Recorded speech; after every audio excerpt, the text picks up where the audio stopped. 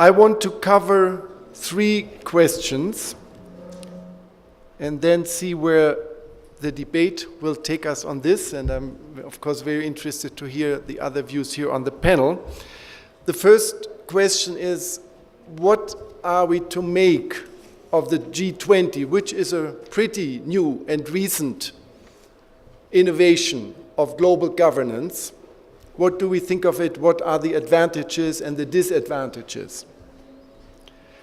And the second question I want to cover is, what are we to think of the role, the position of the rising powers within the G20? How do they take up the challenges of now having been integrated into the summit architecture? We call it the apex of the global governance system. And thirdly, I just briefly want to point at some critical issues which I think will determine the future role and relevance of the G20.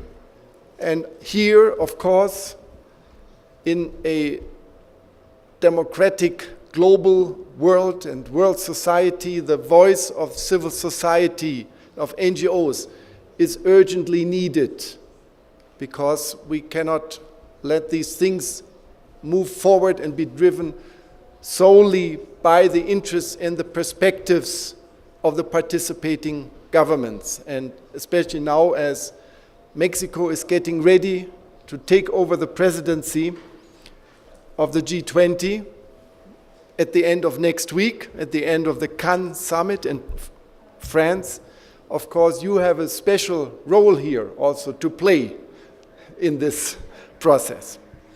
So the first question, or the first issue, what are the strengths and weaknesses of the G20, the advantages and the disadvantages?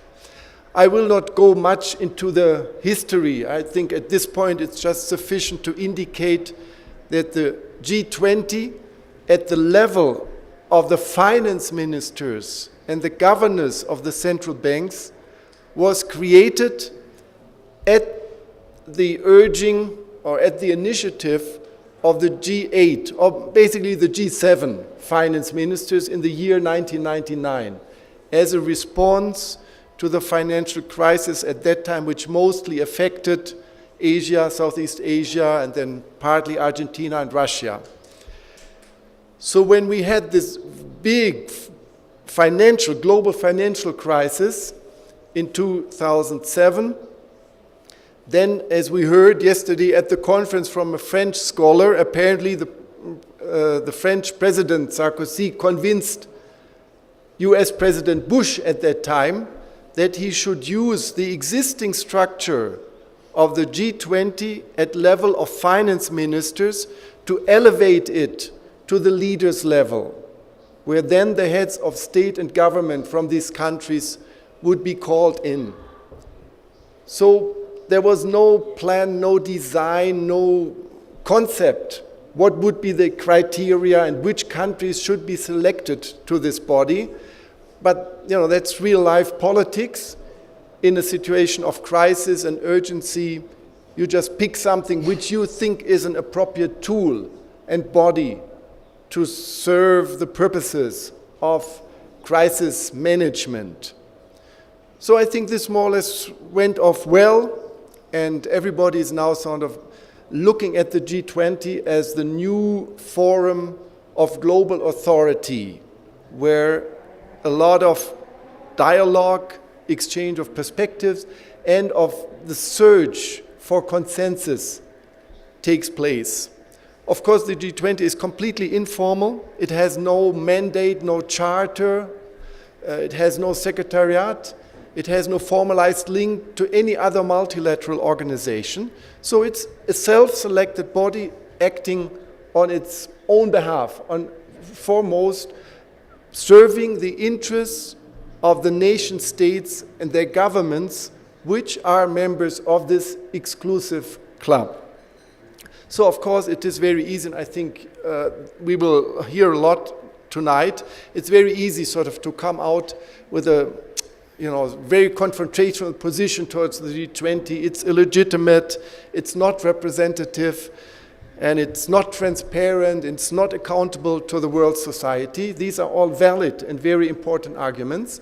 But in order to get a balanced position, I think it's also important to look at the positive aspects that we can associate with the G20. And I just want to briefly list 5 points here. The first is, the G20 as the product of a process of transition from the former body of the club governance of the Western countries, which at a later stage included Russia. So I think the first point here to make is that in my assessment, of course this is all my personal view, the G20 is a genuine innovation of global governance. It's not a continuation of the G8, like China and India would have never, Brazil would have never accepted and be ready to be manipulated or to be captured by the G7. So it's very obvious that the G20 is opening a new chapter in global politics. And this body signals a new multipolar world and the end of the Western domination at the global level that has been around pretty much since the Industrial Revolution. We can go back to the middle of the 18th century. So even 10 years ago, a lot of the activists from civil society, they were out there at the big meetings of the World Bank, of the IMF, and clamoring and saying that the voice and participation of developing countries in the bodies of global governance has to be strengthened. Now this has all come about. It's become a reality and much more rapid than I ever thought it would be possible.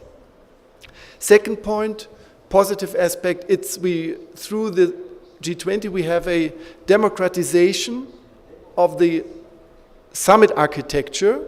The countries which are members represent 2/3 of the world population, and many of the rising powers that have just joined are vibrant democracies, like Mexico, India, Brazil, South Korea, Indonesia, and their governments have to be and they are accountable to their societies at home, and the media is closely watching them. The third important point to make is that the G20 has begun to understand that it must move beyond just being a forum for the articulation of national interests to being perceived and acting as a guardian of global well-being and make a positive contribution to the provision of global public goods. An indication of that is that the UK government will present a paper on global governance reform at the Cannes summit, where they'll think through some of these major challenges. The G20 has now become quite active on the development issues to take into consideration the interests, concerns of the poor of the world and the low-income countries. So in a way, we could say this is the beginning of a global partnership. Fourth point is the G20 is actively strengthening global coherence because they are bringing all these different international organizations together and make them cooperate so that they come out with joint reports.